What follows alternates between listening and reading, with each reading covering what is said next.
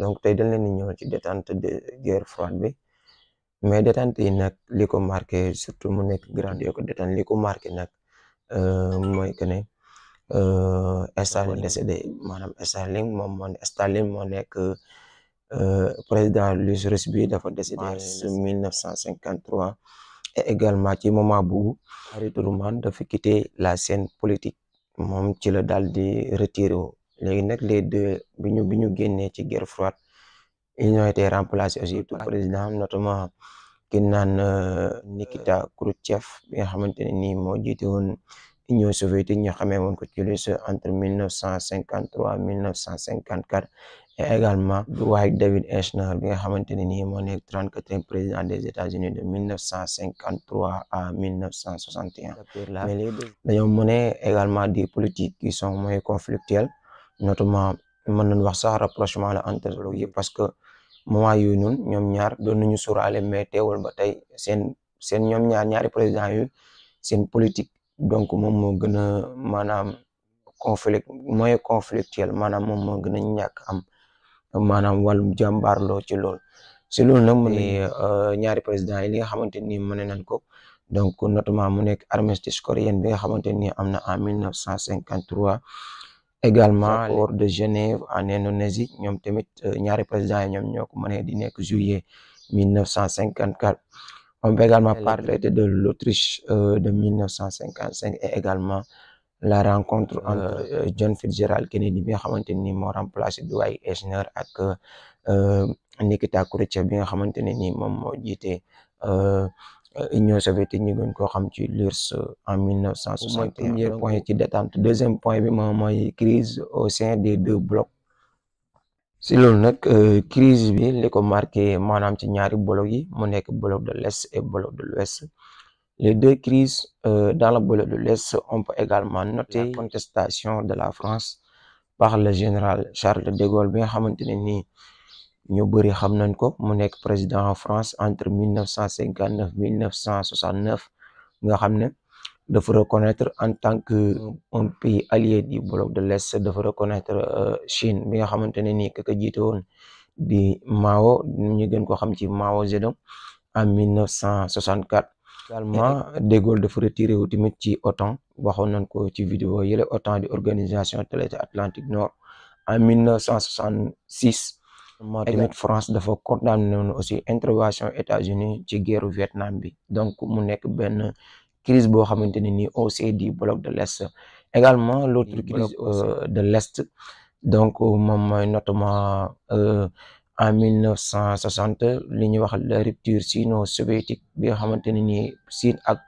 Chine ak Union soviétique dañoo amoon aussi en tant qu'allié de l'Est dañoo amoon aussi ay divergences. également on peut également parler l'initiative de réforme aussi en Pologne notamment mu nekk Gomulka bi nga xamante ni moom moo ko jiite mu indi tamit beneen politique réformiste fële ca Pologne. également aussi mën nañu noter aussi en Hongrie ak Nagy bi nga xamante ni moom moo ko jiite aussi le printemps de Prague bi nga xam moom moo amoon Tchécoslovaquie en 1968 moom moo marqué la crise au sein des deux blocs donc retenons bien le bloc de l'Est le bloc de l'Ouest par Charles de Gaulle et le bloc de l'Est avec notamment une politique de réformiste bi nga xamante ni ay changement dafa am ak ay prise de réforme contrairement li nga xamante ne ni moom la Union soviétique bëgg pour doxal ko dans le bloc de l'Est. Point également essentiel à la guerre froide notamment sur les détentes c'est l'émergence du tiers-monde. Quand on parle du tiers-monde il y a des pays qui ne sont pas concernés dans la guerre froide ou bien qui ne sont pas immiscés pendant la guerre froide c'est-à-dire comme les pays de l'Afrique et certains pays d'Asie. loolu nag émergence tiers-monde boobu noonu nag on peut également parler les deux conférences yi nga xamante ni ñoom ñoo gën a populaire mais notamment la conférence entre le 18 le 24 avril 1955 et la conférence de Belgrade bi nga xamante ne nii ñu ngi ko tenir du 1er au 6 septembre 1961 nga xam ne moom mooy former ce qu'on appelle des non-alignés. Donc aussi après également les deux conférences on va également parler le surarmement et la compétition pour la conquête de l'espace. Quand on parle de surarmement et la compétition pour la conquête de l'espace on va également parler une pause de la guerre froide sur la Terre et également une reprise de la guerre froide dans l'espace. ci loolu nag Union soviétique si waxee sur armement et compétition de l'espace comme ni ñu ko waxee léegi mooy pause guerre froide par terre et également reprise de guerre froide dans l'espace. conquête de l'espace boobu nag Union soviétique dafa combler retard bi nga xamante ne nii xawoon na ko am ci wàllum possession de bombe parce que boo xoolee États-Unis moment yi moo gënoon a posséder les bombes les plus dangereuses donc notamment avec les deux bombes de Hiroshima ak Nagasaki bi nga xamante ne nii moom mooy bombe yi gën a garaaw ba léegi dañ koy fàttali ci Japon. mais soviétique dafa jéem aussi corriger loolu pour aussi mu dab retardement ci la daal aussi posséder bombe H en 1953 également ci loolu tamit dafa tamit doublé daal également le premier satellite artificiel nga xamante ne nii mooy Sputnik en 1957 ci loolu mu continué waat tamit daal envoyé aussi premier homme bi nga xamante ni moo gën a siiw nga xam ne ñu ngi ko tuddee Yuri Gagarin mi ngi daal di aussi dem ci espace bi en avril 1961 mu gën yoo xam date du 12 avril 1961 ci Union soviétique nag bi mu relancé au niveau de l'espace nga xam ne am na ci tamit benn avancement bu yaatu donc le président John nga xamante ne nii moo nekk aussi 35e président mu remplacer aussi Dwight Eisenhower dafa daal di aussi chargé NASA benn mission bu ñu tuddee woon mission Apollo. léegi mission boobu nag objectif am moo nekk mu alunir nga xamante ne nii Neil Armstrong moom moo njëkk daal di alunir maanaam moo njëkk dem ci espace bi nga xam moom moo njëkk dem ci espace bi moom di Neil Armstrong. bi Union soviétique daal di lancé pour Yuri Gagarin mu dem ci espace bi donc le président John Fitzgerald Kennedy 35e président des États-Unis dafa daal di aussi envoyé benn mission d'Apollo ñu gën koo xam ci mission d'Apollo mu envoyé NASA nekk National Aeronautic and Space Administration nga xamante ne nii ñu ngi ko créé aussi en octobre 1958 John Fitzgerald Kennedy daf leen a dénk benn mission donc objectif bi mooy ñu envoyé benn équipage sur la lune nga xamante ne nii ki ko jiite woon di Neil Armstrong mais mu daal di aluni le 21 juillet 1969 la daal di dem ci weer wi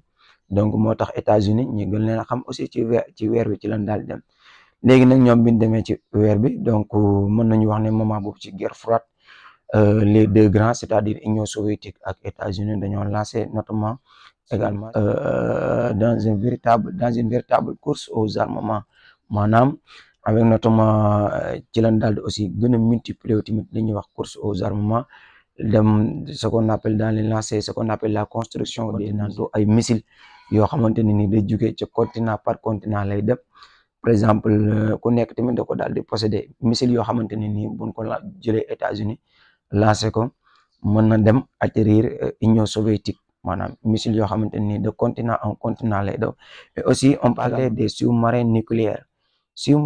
boo ko déggee tamit moom mooy yoo xamante ne ni ay armes yoo xamante ne ni ci géej gi lañ koy daal di placer après tamit daal nañ dem tamit daal di defar tamit ay bombes stratégiques bu ngeen déggee Bombardier yaakaar naa war ngeen koo xam mu nekk tamit arme bu nekk tamit benn arme bu puissant arme bu nekk tamit bu dangereux donc ñaar ñun tamit suñu waxee tamit ci surarmement bi nga xamante ne nii daal di nañ ko reconnaître tamit ay at yu bëree donc ci loolu nag en 1900 ay négociations dafa daal di am ñu gën koo xam des années 1900 les négociations pour le désarmement